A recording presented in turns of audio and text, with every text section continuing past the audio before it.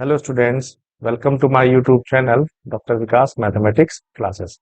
इससे पिछले वीडियो में मैंने आपको बताया था कि कैसे जो है हम लोग फर्स्ट ऑर्डर फर्स्ट डिग्री की पार्शियल डिफरेंशियल इक्वेशन को सॉल्व करते हैं। इसके लिए हमने एक मेथड डिस्कस किया था, लैग्रांजियस मेथड। आइए एक बार इसको पहले थोड़ा सा रिकॉल करते हैं। तो सबसे पहले बात करते हैं लैग्रांजियस इक्वेशन की। तो कोई भी पार्शियल डिफरेंशियल इक्वेशन जो कि P P plus Q Q equal to R, अगर इस फॉर्म में हमारी पार्शियल डिफरेंशियल इक्वेशन है तो इसको हम लोग बोलते हैं लैग्रांजियस इक्वेशन।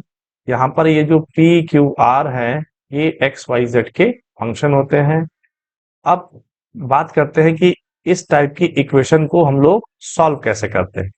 तो इसको सॉल्व करने के लिए क्या करते हैं, हम लोग लिखते हैं लैग्रांजियस ऑक्सिलरी इक्वेशंस। ये कैसे लिखेंगे, ये हो जाएंगे dx upon capital P equal to dy upon capital Q equal to dz upon capital R। तो इन इक्वेशंस को हम लोग बोलते हैं लैग्रांजियस ऑक्सिलरी इक्वेशंस। अब हमें क्या करना होगा, यहाँ से दो इंडिपेंडेंट सॉल्यूशंस हमें निकालने होते हैं। जैसे मान लीजिए हमने फर्स्ट टू फ्रैक्शन लेकर के एक सोल्यूशन फाइंड कर लिया, u is equal to C1। Second and third या फर्स्ट एंड थर्ड फ्रैक्शन की हेल्प से मान लीजिए हमने एक दूसरा सोल्यूशन फाइंड कर लिया, v is equal to C2। तो इस इक्वेशन का जो जनरल सोल्यूशन हो जाएगा उसको हम लोग लिखते हैं function of u v equal to 0, या फिर आप सोल्यूशन को लिख सकते हैं u is equal to function of v या v is equal to function of u। तो इससे पिछले वीडियो में मैंने इसको डिटेल में डिस्कस किया था, आप उसको जा करके देख सकते हैं। अब जैसा कि मैंने बताया कि हमें इन फ्रैक्शन को सॉल्व करके हमें दो इंडिपेंडेंट सॉल्यूशंस फाइंड करने होते हैं। तो ज्यादातर स्टूडेंट्स को प्रॉब्लम आती है यहाँ पर कि हम कैसे जो है इन फ्रैक्शंस को हम लोग कैसे जो है सॉल्व करते हैं। तो यहाँ पर हम लोग 4 टाइप की प्रॉब्लम को फेस करेंगे। वन बाय वन मैं आपको ये बता रहा हूँ, उसको आप अच्छे से सुनिएगा, स्किप मत करिएगा वीडियो को, ताकि आपको सारी चीजें बिल्कुल क्लियर हो जाएंगी। जो हमने इससे पिछले वीडियो में टाइप 1 डिस्कस किया था कि कैसे जो है इसको हम लोग सॉल्व करेंगे।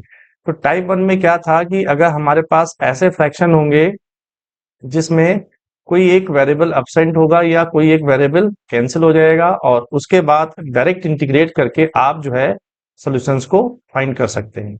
ये तो बात हो गई टाइप 1 की। तो अगर इस टाइप के कोई सिंपल फ्रैक्शन है जिनको आप डायरेक्ट इंटीग्रेट करके सोल्यूशन फाइंड कर लेंगे तो वो आते हैं टाइप 1 की कैटेगरी में। अब बात करते हैं टाइप 2। तो अब इनको कैसे सॉल्व करेंगे, मान लीजिए रूल 1 से आप एक ही सोल्यूशन फाइंड कर पाए। अभी हम आपको एक एग्जांपल की हेल्प से इसको करके भी दिखाएंगे। मान लीजिए रूल नंबर 1 जो कि हमने पिछले वीडियो में डिस्कस किया था, अगर आपने मान लीजिए उससे सिर्फ एक सोल्यूशन आप निकाल पाते हैं, दूसरा सोल्यूशन आप रूल नंबर 1 की हेल्प से फाइंड नहीं कर पा रहे हैं, तो आप कैसे निकालेंगे। तो हम करेंगे क्या, जो सोल्यूशन हमें मिल चुका है उसका यूज करेंगे दूसरा सोल्यूशन निकालने में। तो आइए इस पर एक पहले हम लोग एग्जाम्पल करते हैं, तब हमें ये सारी चीजें क्लियर हो जाएंगी। जैसे मान लीजिए एक हमने पार्शियल डिफरेंशियल इक्वेशन ले ली, p plus 3q equal to 5z plus 10y minus 3x।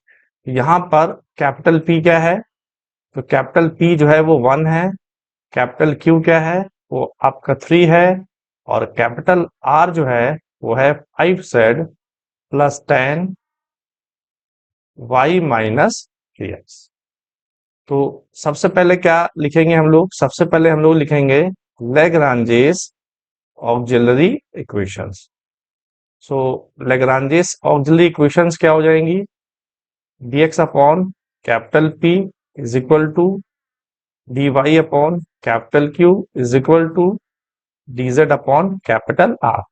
ये होती हैं लैग्रांजियस ऑक्सिलरी इक्वेशंस। यहाँ पर आप p q r की वैल्यू लिख दीजिए। तो p हमारा 1 है is equal to dy upon q हमारा 3 है is equal to dz upon r, r जो है वो 5z plus 10y minus 3x है।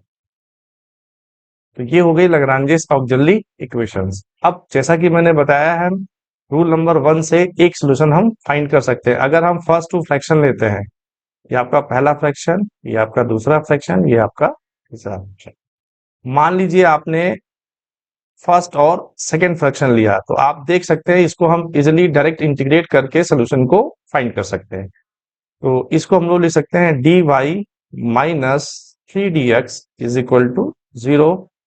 अब आप इसको इंटीग्रेट कर दीजिए। सो इंटीग्रेटिंग ये आ जाएगा y minus 3x is equal to c1, where c1 is an integration constant.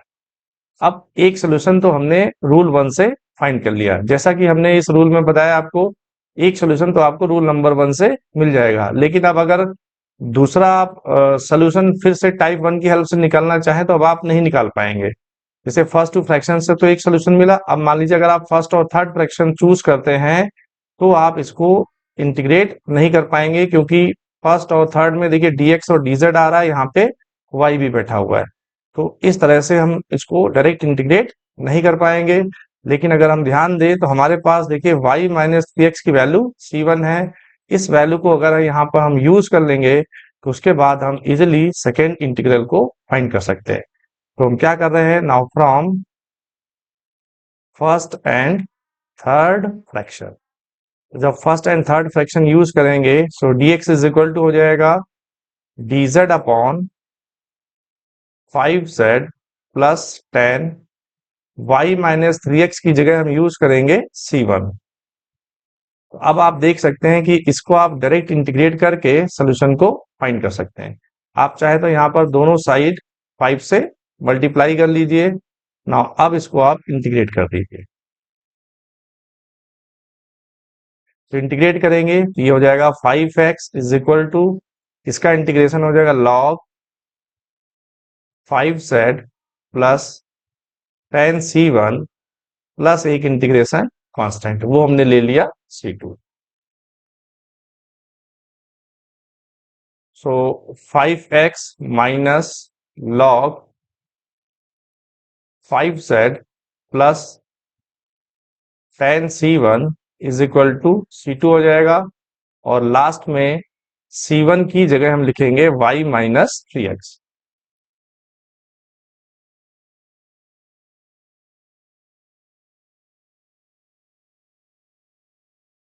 इस तरह से हमने सेकेंड एलआई सोल्यूशन निकाल लिया।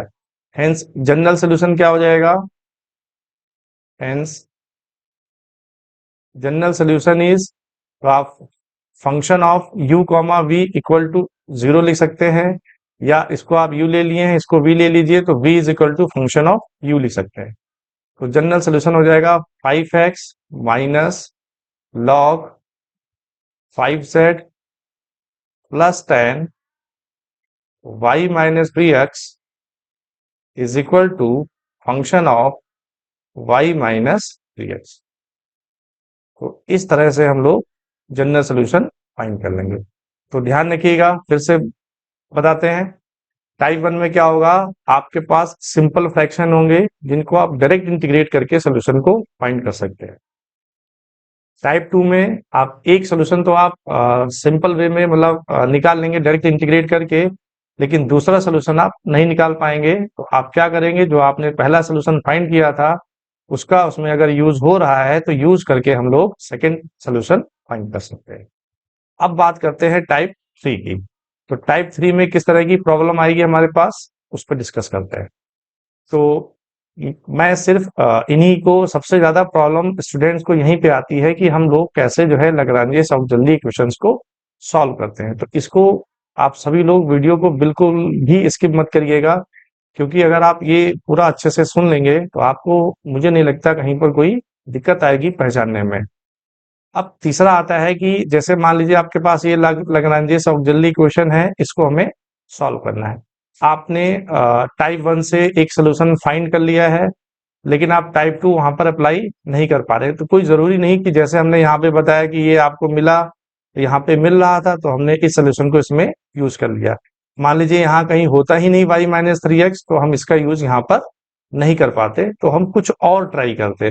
कुछ और का मतलब हुआ हम टाइप 3 पे आ जाते। तो इसमें क्या करना है, इसमें आपको ये 3 मल्टीप्लायर्स आपको खोजने होंगे, P1 Q1 R1। ये जो मल्टीप्लायर्स हैं ये कांस्टेंट हो सकते हैं, या ये कोई भी XYZ के फंक्शन हो सकते हैं। ध्यान ये रखना है कि जब हम ये मल्टीप्लायर्स लेंगे तो ये मल्टीप्लायर्स किस टाइप के होने चाहिए। ये मल्टीप्लायर्स जो हैं इस टाइप के होने चाहिए सच दैट जो ये डिनोमिनेटर बनेगा हमारा, ये जो है चीज क्या हो जाए, जीरो। अगर जीरो नहीं हो रही है तो उसके लिए अभी हम आगे रूल बताएंगे। तो पहले हम ट्राई करेंगे कि जो P1 Q1 R1 है ये इस टाइप से हों such that P1 P plus Q1 Q plus R1 R जो है ये चीज हमारी क्या हो जाए, जीरो। तो आपने पढ़ा होगा अलजेब्रा में कि अगर A upon B C upon D के इक्वल है तो आप कोई भी दो नंबर्स या कोई भी दो ले लीजिए जिनसे आप न्यूमरेटर में मल्टीप्लाई करेंगे, उन्हीं से आपको क्या करना है, डिनोमिनेटर में मल्टीप्लाई करना है। सपोज हमने ले लिया P और Q, तो P से हमने A में मल्टीप्लाई किया प्लस Q से हमने क्या किया, C में मल्टीप्लाई किया। जो काम आप न्यूमरेटर के साथ कर रहे हैं वही काम आप क्या करें, डिनोमिनेटर के साथ करें।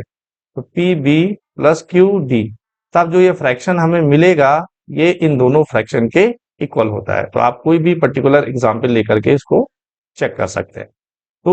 तो जैसे हमारे पास ये इक्वेशन है तो हमें ऐसे मल्टीप्लायर्स खोजने हैं सच दैट ये चीज हमारी क्या हो जाए, जीरो हो जाए। यहाँ पर स्टूडेंट्स को थोड़ा सा प्रैक्टिस करनी होगी, आसानी से वो इसको फाइंड कर सकते हैं। तो जब ये चीज हमारी जीरो हो जाएगी तो अगर हम ध्यान से देखें तो डिनोमिनेटर इसका जीरो हो गया। तो जब हम इस फ्रैक्शन को किसी भी फ्रैक्शन के इक्वल रखेंगे तो आपको हमेशा मिलेगा P1 dx plus Q1 dy plus R1 dz equal to zero. और इसको डायरेक्ट इंटीग्रेट करके हम एक सोल्यूशन फाइंड कर लेंगे। इस मेथड को हम दूसरा सोल्यूशन फाइंड करने के लिए रिपीट भी कर सकते हैं, मतलब इनके अलावा हम कोई दूसरे मल्टीप्लायर्स भी ढूंढ सकते हैं such that P2 P plus Q2 Q plus R2 R zero हो जाएगा। तो हमें फिर से एक इसी टाइप की इक्वेशन मिलेगी जिसको इंटीग्रेट करके हम सेकेंड सोल्यूशन फाइंड कर लेंगे। हो सकता है एक सोल्यूशन आपको टाइप 1 से मिल जाए और टाइप 2 अगर अप्लाई नहीं हो रहा है तो फिर आप टाइप 3 ट्राई करेंगे। टाइप 3 में हमने आपको बताया कि आपको मल्टीप्लायर्स सर्च करने हैं, ठीक है। तो चलिए इस चीज को हम लोग एक एग्जाम्पल की हेल्प से समझते हैं।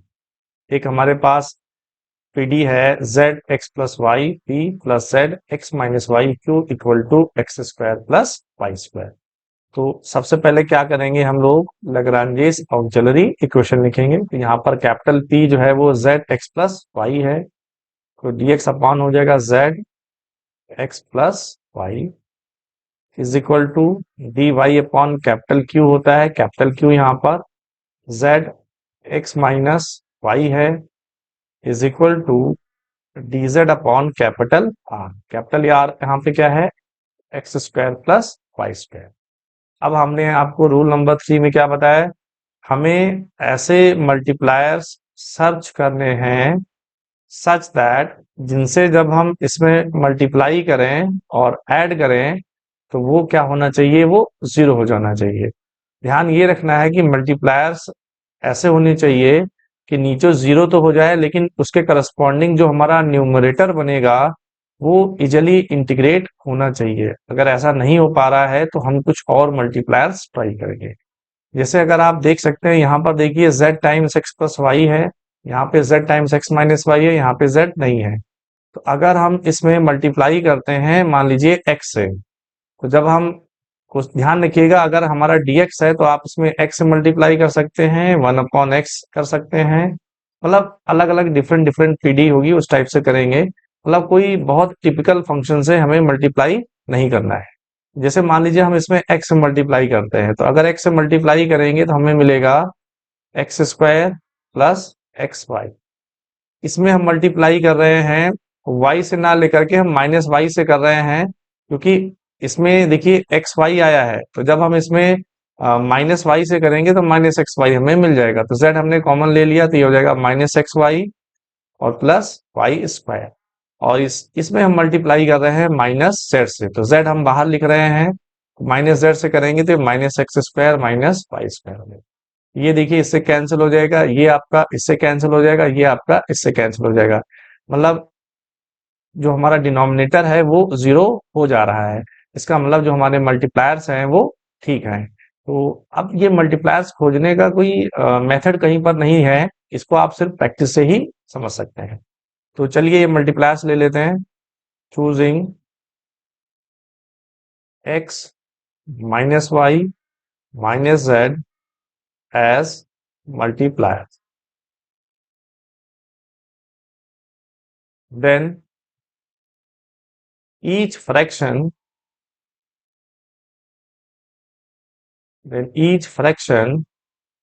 of 1 is equal to, तो कोई भी फ्रैक्शन 1 का लेंगे वो इक्वल होगा, क्या लिया हमने, x लिया तो x से यहाँ dx में मल्टीप्लाई करेंगे तो x dx हो जाएगा, फिर minus y d y minus z d z. और आप देख सकते हैं कि जब हम इसमें x इसमें माइनस वाई और उसमें z से मल्टीप्लाई कर रहे थे तो हमारा पूरा जो है ये 0 हो जा रहा, तो यहाँ पे क्या आ जाएगा, 0 हो जाएगा। अब इसको हम किसी भी फ्रैक्शन के इक्वल रखेंगे तो हमें मिलेगा x dx minus y d y minus z d z equal to 0। आप देख सकते हैं कि ये आसानी से इंटीग्रेट भी हो जाएगा। तो ध्यान रखिएगा, कभी कभी मल्टीप्लायर्स ऐसे मिल जाएंगे जिससे 0 तो हो जाएगा लेकिन उसके करस्पॉन्डिंग जो डिफरेंशियल इक्वेशन बनेगी वो सॉल्व नहीं हो पाती है, तो आपको ये भी ध्यान रखना है। अब इसको हम क्या करेंगे, इसको हम इंटीग्रेट कर लेंगे। तो जब हम इसको इंटीग्रेट करेंगे तो इसका इंटीग्रेशन हो जाएगा एक्स स्क्वायर अपॉन 2, वाई का इंटीग्रेशन हो जाएगा वाई स्क्वायर अपॉन 2 और z का इंटीग्रेशन हो जाएगा z स्क्वायर अपॉन 2। तो बाहर हमने जो कांस्टेंट है वो भी हमने ले लिया c1 अपॉन 2, तो आप इस 2 को हटा सकते हैं। X square minus Y square minus z square is equal to c1। इस तरह से हमने एक सोल्यूशन जो है वो फाइंड कर लिया। जैसा कि हमने मेथड में बताया कि दूसरा सोल्यूशन फाइंड करने के लिए आप कोई दूसरे मल्टीप्लायर सर्च करें, तो हम आप यूज नहीं कर सकते, कोई इसके अलावा देखिए दूसरे। तो दूसरे आप देखिए, अगर हम मान लेते हैं y इसमें ले लें, पहले y में मल्टीप्लाई कर लें, तो यहाँ से y मल्टीप्लाई करिए तो y z x plus y हो जाएगा। इसमें x से कर लेते हैं अगर, तो x z x minus y, और इसमें कर लीजिए माइनस z से। ठीक है, तो अब देखिए क्या हो जाएगा, ये हो जाएगा आपका एक्स वाई जेड, ये हो जाएगा आपका वाई स्क्वायर जेड, ये हो जाएगा आपका x z x square z, ये हो जाएगा minus x y z minus z x square minus z y square. ये इससे कैंसिल हो जाएगा, ये इससे कैंसिल हो जाएगा, ये इससे कैंसिल हो जाएगा। मतलब वाई एक्स माइनस जेड ये मल्टीप्लायर लेने से भी हमारा डिनोमिनेटर जो है वो 0 हो रहा है। So choosing y x minus z as multipliers, then each fraction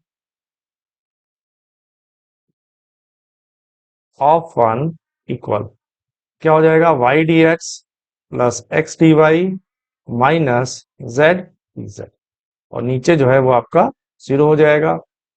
जब आप इसको किसी भी फ्रैक्शन के इक्वल रखेंगे तो आपको क्या मिलेगा, y dx plus x dy minus z dz equal to 0।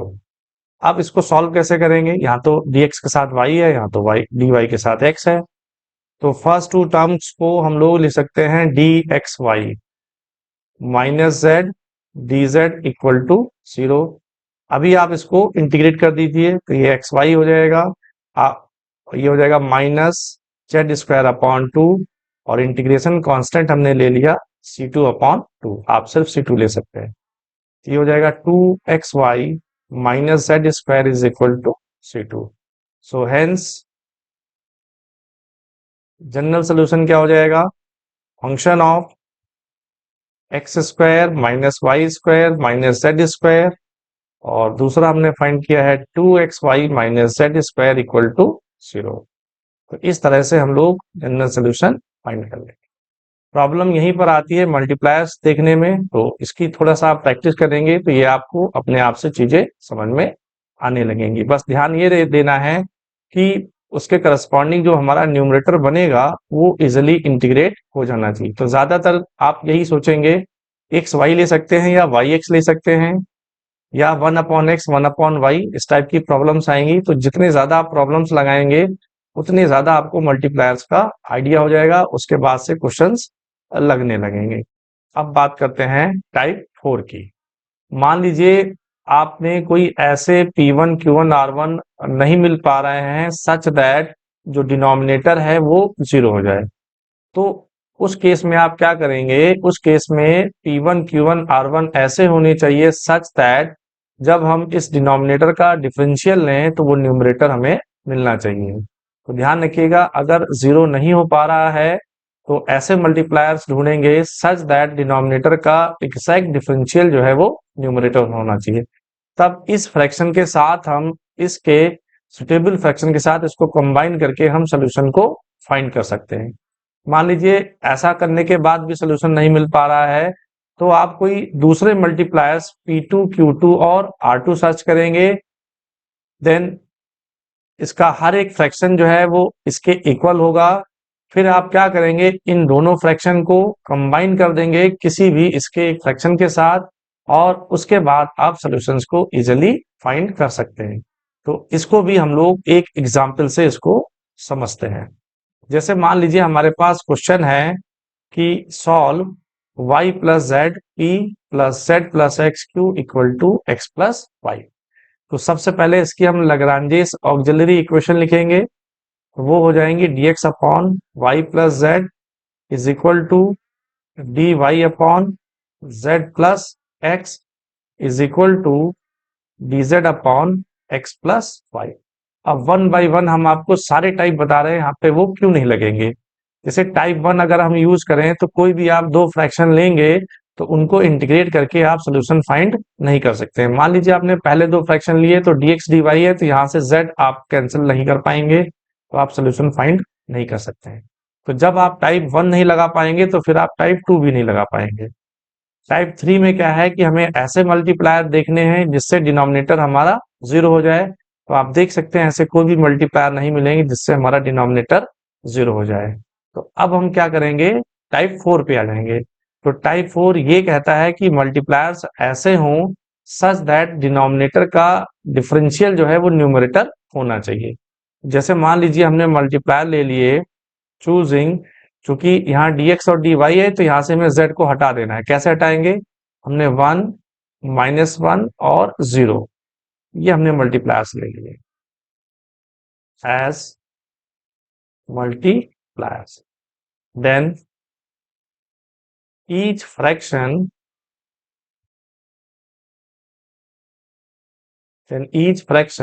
of 1 is equal to क्या आ जाएगा? देखिए यहाँ 1 से मल्टीप्लाई करेंगे तो ये dx हो जाएगा माइनस dy कॉन, यहाँ 1 से यहाँ -1 से करेंगे तो z जो है वो कैंसिल हो जाएगा और नीचे आ जाएगा y माइनस एक्स। तो आप चाहें तो इसको ले सकते हैं डी एक्स माइनस वाई, और यहाँ से आप माइनस कॉमन ले लीजिए x माइनस वाई, इसको आप पूछ लीजिए। तो आप देख सकते हैं x माइनस वाई का एग्जैक्ट डिफरेंशियल ऊपर लिखा हुआ है। ये मल्टीप्लायर्स ठीक है। अब इसको आप किसी भी इसके फ्रैक्शन के साथ कंबाइन करके सोल्यूशन फाइंड नहीं कर पाएंगे। तो हम क्या करेंगे? फिर से जाएंगे नए मल्टीप्लायर सर्च करेंगे। तो इस बार हम क्या कर रहे हैं? जैसे लास्ट टू फ्रैक्शन से यहां से हम x को गायब कर रहे हैं। कैसे करेंगे? इस बार हमने मल्टीप्लायर ले लिए choosing 0 1 -1 as multipliers. Then each fraction of 1 is equal to, ये हो जाएगा dy माइनस dz अपॉन, यहाँ पे देखिए x x कैंसिल हो जाएगा z माइनस वाई, या इसको आप ले सकते हैं d y minus z upon minus y minus z. ये हो गया आपका थर्ड। अब देखिए इन दोनों फ्रैक्शन को अगर हम इक्वल करेंगे तो इंटीग्रेट करके हम इजीली एक सोल्यूशन फाइंड कर सकते हैं। मतलब एक फ्रैक्शन अभी हमें और चाहिए। तो इस बार हमने क्या किया? इस बार हमने मल्टीप्लायर ले लिए 1 1 1। Then each fraction of 1 is equal to, तो जब 1 1 मल्टीप्लायर ले लेंगे तो ऊपर हो जाएगा dx plus dy plus dz, और नीचे क्या हो जाएगा? देखिए ये 2x हो जाएगा 2y एंड 2z, तो 2 आप कॉमन ले सकते हैं तो x plus y plus z। तो आप देख सकते हैं इसका डिफरेंशियल हमें न्यूमरेटर में मिल रहा है। Now from 2, 3 and 4, from 2, 3 and 4, तो फ्रॉम 2, 3 एंड 4 क्या मिल जाएगा हमें?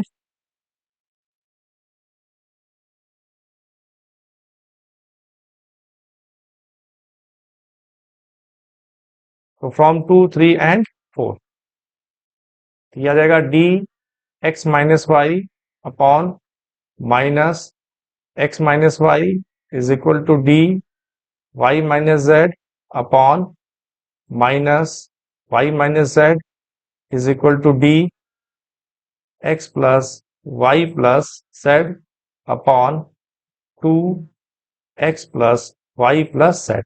आप इस चीज को लिख सकते हैं d x plus y plus z. ठीक है, इसको आप फर्स्ट फ्रैक्शन कह लीजिए, इसको आप सेकेंड और इसको आप third. Now from first to fraction, from first to fraction तो क्या मिलेगा आपको? D x minus y upon x minus y is equal to d y minus z upon y minus z. अब आप इसको इंटीग्रेट कर लीजिए। सो इंटीग्रेटिंग, जब आप इसको इंटीग्रेट करेंगे ये हो जाएगा log x minus y is equal to log y minus z plus एक इंटीग्रेशन कांस्टेंट ले लीजिए लॉग C1। सो यहां से क्या आ जाएगा, इस टर्म को इधर ले आइए तो log x minus y upon y minus z is equal to log C1।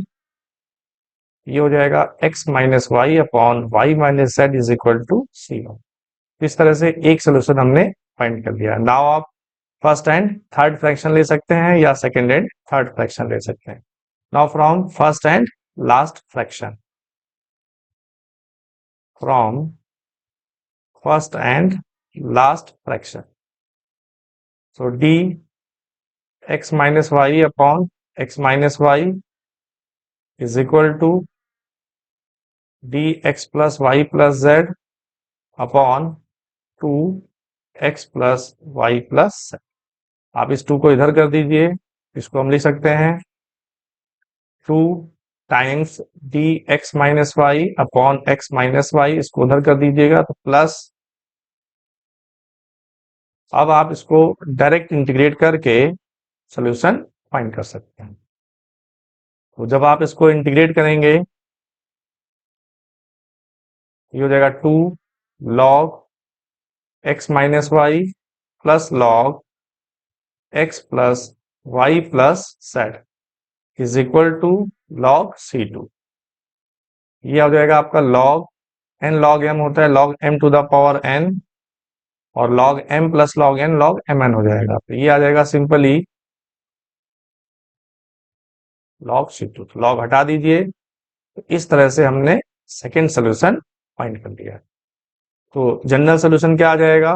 Hence general solution is function of, पहले हमने क्या निकाला था? पहले आया था x minus y upon y minus z, x minus y upon y minus z, और फिर हमने निकाला x minus y of whole square x plus y plus z equal to 0। तो इस तरह से हम लोग जनरल सोल्यूशन फाइंड कर लेंगे। तो आप पिछला वीडियो और इस वीडियो को अच्छे से देखिएगा बिना स्किप किए, तो आपको सारे डाउट्स क्लियर हो जाएंगे कि कैसे जो है हम लोग लैग्रांजेस ऑक्सिलरी इक्वेशंस को सॉल्व करते हैं। तो अगर आपको मेरा वीडियो पसंद आया हो तो मेरे वीडियो को लाइक करिए और मेरे चैनल को सब्सक्राइब करिए ताकि आपको आने वाली वीडियोस मिलती रहें।